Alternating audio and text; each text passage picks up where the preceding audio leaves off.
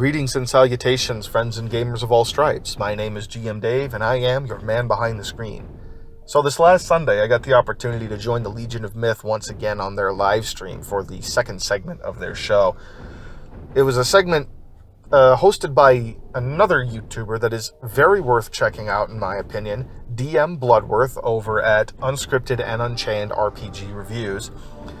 And he was bringing up the idea of exploring not only the merits of the OSR, but whether the OSR could be considered a force for good within the hobby, as well as what aspects of the OSR might be troublesome. It's a good discussion, well worth checking out in my opinion. And it was nice having him there, since Bloodworth was supposed to be one of the four of us that were joining Max and Heathen Dog in the original 6-person roundtable we had. I think it was 3 weeks ago now. Forgive me, my sense of the passage of time has been completely screwed over by how absolutely insane the day job has gotten. Big surprise! GM Dave's dealing with insane crap at his fucking day job again. Oh my god, who could possibly imagine? He hasn't bitched about that 1,000 times on this fucking channel. In any case, the merits of the OSR is not actually what this video is about. This video is going to be about a different topic that we touched on briefly during that live stream, but mostly that we were discussing amongst ourselves in our group chat outside of it. And that is an idea that had been floated recently. I'm not 100% sure by who. I've heard it was Ginny D, but I haven't been able to find anything supporting that. Although, in absolute fairness, I didn't exactly look very hard because I don't really care that much. But the idea floated here interested me.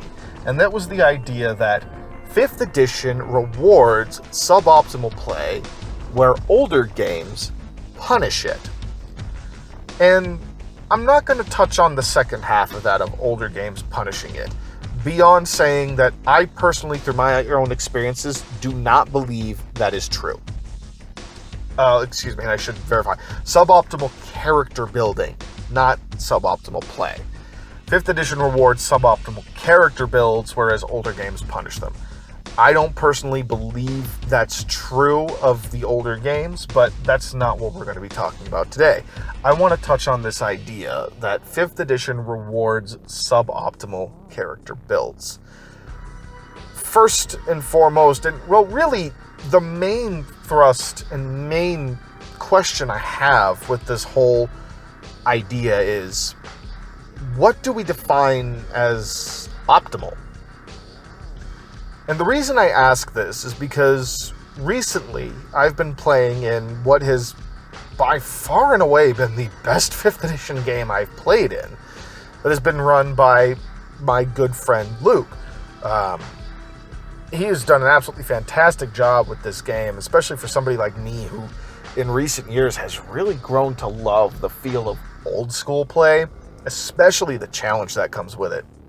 I mean, honestly, he doesn't even have 5e hardcore mode. We're not using 5e hardcore mode. But through the kind of challenges he's presented, through the limitations that he put on how we build our characters, and really just through his own deviousness, he has managed to make the single most dangerous, most challenging, and in my opinion, most fun 5e game I've ever fucking played it. And all the while, I've managed to do so with an unorthodox build of what is my second least favorite class in 5th edition, the Warlock.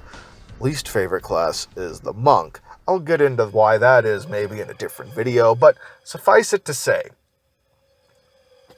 I'm going to discuss now my character for this game briefly, because compared to what you would consider to be a more cookie-cutter warlock, my character, Tobias Gond, is absolutely, I mean, you could definitely call him suboptimal.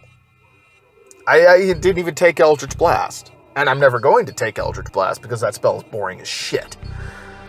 But yeah, there's a very good reason why almost every fucking warlock out there ends up taking Eldritch Blast, because that spell is, that cantrip is stupidly powerful, especially considering how much support the invocations in that class give to that one spell.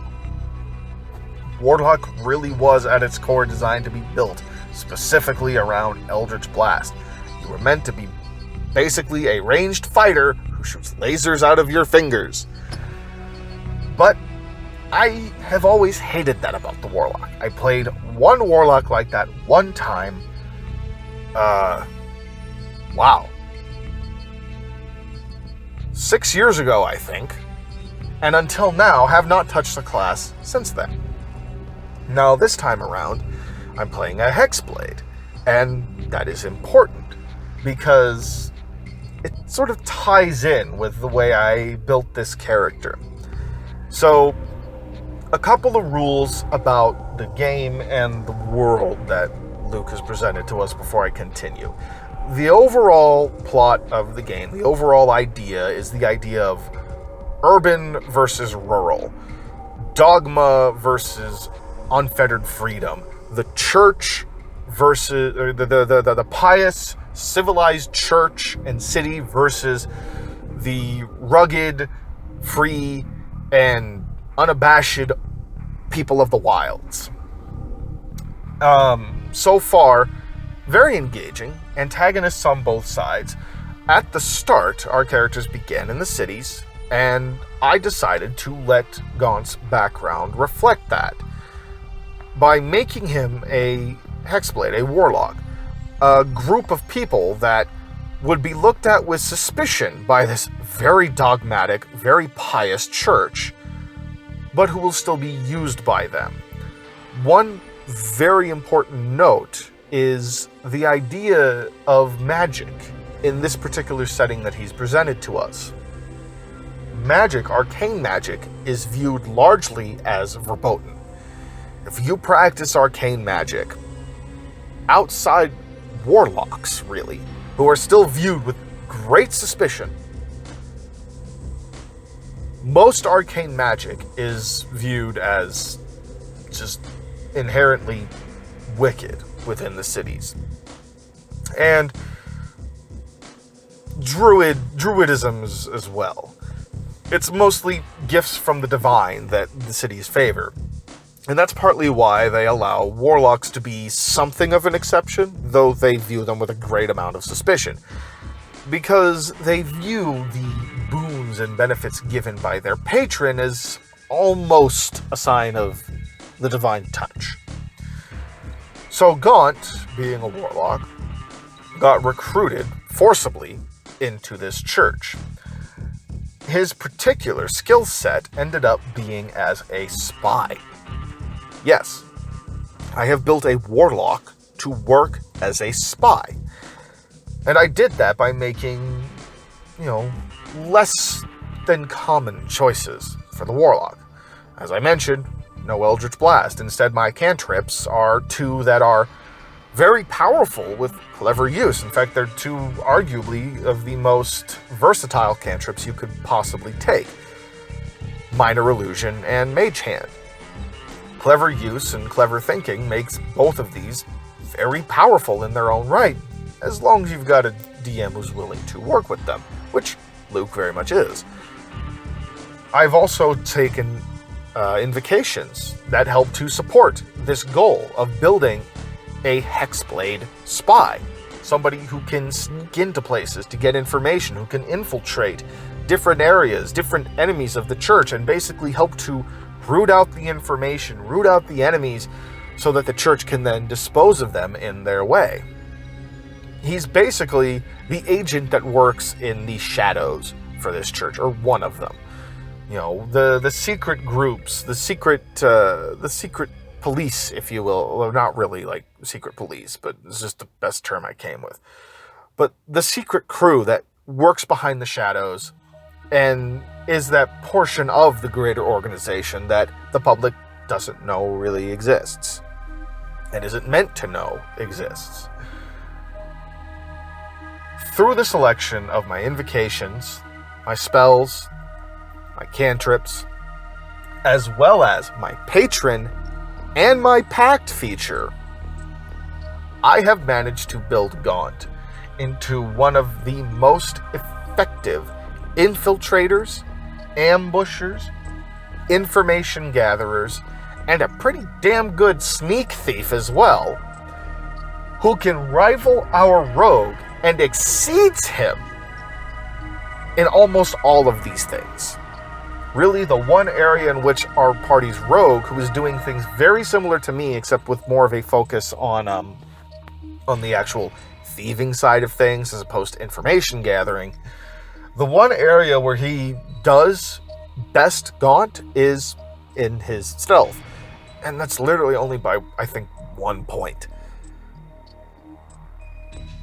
Through clever selection of my abilities, let's put it like this. Gaunt's invocations are Armor of Shadows and Mask of Many Faces. Armor of Shadows allows me to cast Mage Armor on myself at will at any time I need, as Mage Armor normally works. So it costs an action. If I have to do it in combat, it costs me an action. Not the biggest deal. Mask of Many Faces allows me to do similarly, but it's with the Alter Self spell.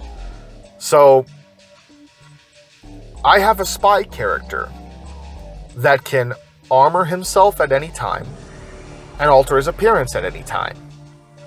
But not only that, because he's of the Pact of the Blade, which works in a very unique way with hex blades, I can also arm myself at any time with a weapon that would look exactly like the kind of weapons that my enemies carry. Identical. Which means I can build through the selections inherent in the Warlock. I can have my character appear literally however I want to sneak into any place he wants through clever uses of his invocations, his spells, his class features, and the feat that I took for being a variant human at level 1. I know. People who fucking play 5th edition that are playing humans? They exist? Shocking, right? Gaunt, compared to your typical Warlock, if they were to fight straight on, I probably wouldn't survive. Chances are, I'd get Eldritch blasted to death, even though I'm the second tankiest character in the party now. However, for the goal I had in mind for him, Gaunt is 100% optimized. Like I said, I'm able to do many of these roguish things, infiltration, sneaking, surprise attacks, all these things, better than our actual rogue. However, we do have a character in this party that does represent a truly suboptimal build. Gaunt is an unorthodox build, but he is optimized for that build. And I am very much rewarded for it. Very much so. I have had a blast playing him, and he has proven to be extremely effective both in and out of combat in the areas that he is built to work well in.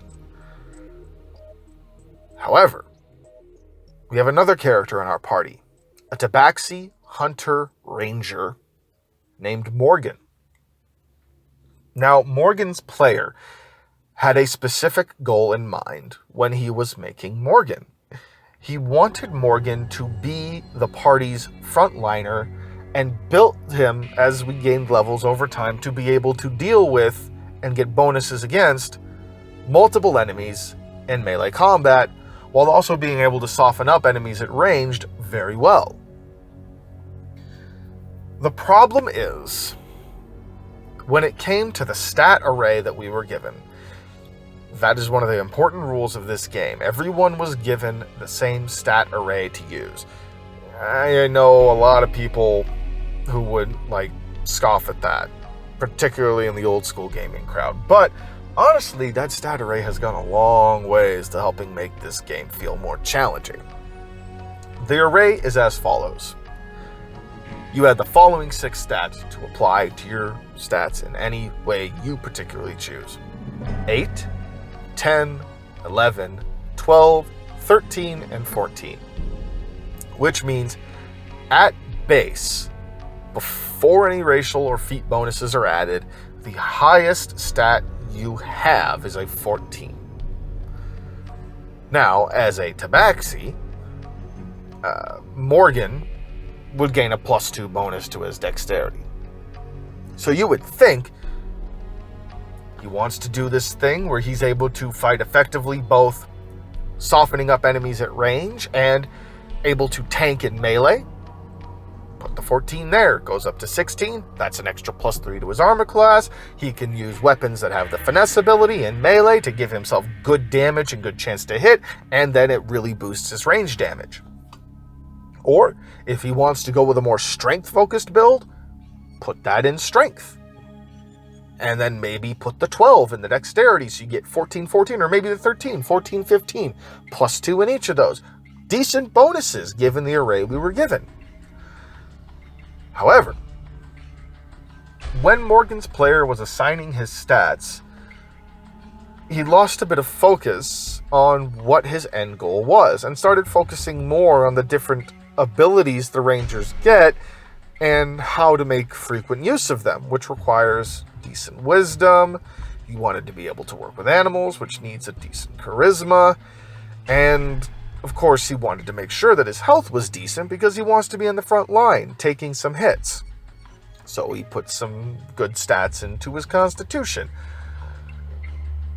which, in the end, left him with a 10 in both his strength and his dexterity. A +0 stat bonus for both strength and dexterity. Now, he's still getting his proficiency bonuses to his attack, but he gets no extra bonus to his damage, it's just straight die rolls. His proficiency bonus is only a +2. We're level 3 at this point. It's only a +2. So, pretty damn small bonus compared to the fact that every time I make an attack, since I'm using, my Hexblade features, and I've got a 16 charisma, because you damn well better believe I put the 14 in my charisma. It's my primary stat as a warlock. Well, thanks to my Hexblade features and having a favored weapon, a bonded weapon, I believe is what it is, my attack is now based off charisma as a Hexblade. Which means when I'm attacking, I have a +5. I literally have a 25% bonus chance to hit on the D20. A +25% chance to hit. Whereas Morgan has +10%. And no bonus to his damage. We each have a weapon that deals the same damage. D8 base. D10 wielded two-handed. I always deal more damage than him. My armor is always better than him. A 17 because of Armor of Shadows, which gives me mage armor, increases my base 10 to 13, +2 in my dex, and I picked up a shield from one of the enemies we killed along the way. 17 AC. As a warlock. Before the barbarian character who just joined us recently when one of my other friends joined into this game, I was the tankiest character in the party, despite the fact that it was Morgan who had the goal of being the main frontliner at the time, and couldn't achieve it, because his AC was a 12. He was wearing leather armor. Maybe it was studded leather. Might have been studded leather. But in either case, his armor class was only a 12. Just straight armor, no shield, no dex bonus, because his dex is a 10. His character is completely suboptimal. So the question now then would be, has Morgan felt rewarded for playing a character that is completely unoptimized, that is suboptimal for the goal of his character? I mean, I'm pretty sure you guys can guess that the answer is no. Outside of combat, he's been having fun, role-playing with us, chatting with us, doing interesting things, When we're out in the field, he's great at tracking and pathing places through the wilderness, finding us, like leading us to the places we need to go. He's very well built for that side of things. Very well built for tracking enemies. Very well built for hunting things down. But when it comes to the main goal of his character, which was to be the party's front liner, able to deal with multiple enemies in melee, he can't do it because of how he laid out his stats. Because he lost focus there and set his stats up in a way that made him completely suboptimal for his goal. And I have noticed him getting frustrated in combat because of this. Because he realizes, damn it, I fucked up. I fucked up and I put my shit in the wrong place. Now, credit where it's due. He's been a trooper and he's stuck it through. But man, I'm not going to be surprised if at some point he decides that he just wants to retire that character. Because he can't do what he wanted to do. He cannot achieve the main goal he had with the character. And not only does that dispel this notion that 5th edition rewards suboptimal play, it doesn't. It might reward unconventional play, but it doesn't reward suboptimal play. It just doesn't necessarily punish it either. All of that stuff is, hinges on the GM. But it also points at what the real question, I think, is. The question for 5th edition, and really any tabletop role-playing game, is not one of optimization. It has never been one of optimization. The question is whether or not the character you're trying to make is viable. Gaunt, a Hexblade warlock spy who sneaks, who infiltrates using disguises, who seeks out information, who talks to people, misleads them, infiltrates enemy lines, sets up surprise attacks, sets up ambushes, and does these things successfully. A warlock doing these things successfully because I took very close care to pick the specific spells, cantrips, invocations, and class abilities that would permit me to do this. He is optimized for his eccentric build, and I am rewarded every time I play it because it's a blast. Morgan fucked up his stats, cannot do what he set out to do, lost his focus, and now it's impossible unless he lucks out and manages to get just the right kind of equipment to help offset this issue, which he started to get some. But until he can find the kind of equipment that can help him offset this issue, he's gonna continue feeling unsatisfied because he can't do the main thing he wanted to do, because he's not viable. Because of how he set up his stats, his build, his goal ended up being unviable. And that, I think, is the bigger thing there. The bigger thing to look towards. Not, is my character optimal or suboptimal based on whatever the most common trend is, based on whatever the most potent choices are. That doesn't matter. Whether your character is fully optimized to the T, you picked all the most potent and overpowered choices and are wrecking everything in your path, or whether you picked more eccentric and out there choices, more unusual choices that people don't normally think of with the type of character or type of class you're playing, the optimization, whether it's to the extreme or just enough to make the build work, is not the question. It's whether you can make that build viable. That is where the reward comes in. Is the character viable? Can they work even in situations that might not be ideal for them? And believe me, the vast majority of the situations we've run into in this game, Gaunt is not ideal for. But I have made him work in them. It has been viable, and it has been very successful. Morgan has not been able to make that happen. He has not been able to be viable, and therefore, he has been unsuccessful and felt unfulfilled. Optimization means nothing for fulfillment. Viability does.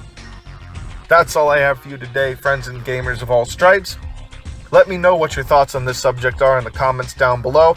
Make sure to open the description box down below to follow me on my social media presences. Minds.com in particular is the best place to follow me, as that is the primary platform I use outside of YouTube to back up all my videos. Make sure to check out Phoenix Rising in the description box down below. The end of the month is coming up very quickly, which means part 3 of the 3-part opener to chapter 3 is about to go up.